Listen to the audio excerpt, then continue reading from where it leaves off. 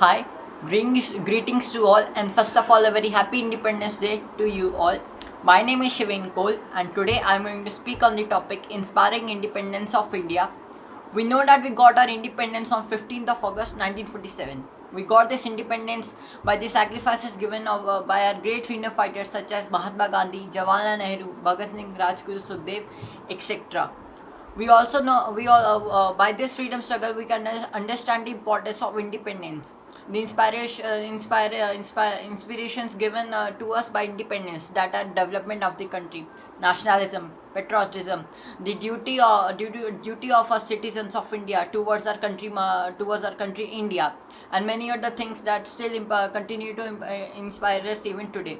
India is one of the best countries of the world, but there are some social issues such as unemployment, lack of education, lack of food and shelters, outdated caste system practices, women discrimination, and many other things which are stopping India to be the best country of the world.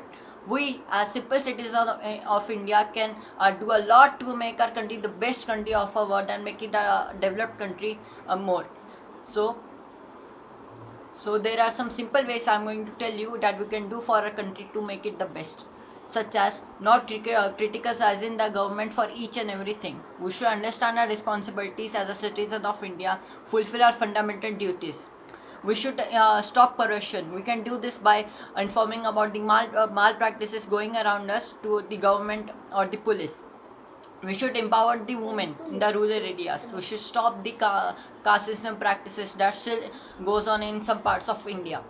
We should explain the rural areas about the importance of education.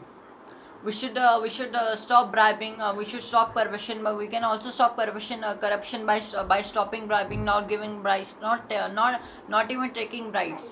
We as a youth, as a children of India, we can do for a lot for our country, such as if I want to become a scientist, I can do when I grow up, I can do a lot from my country when I grow up as a scientist, such as bringing up new and new inventions and resources. We can help the people of India.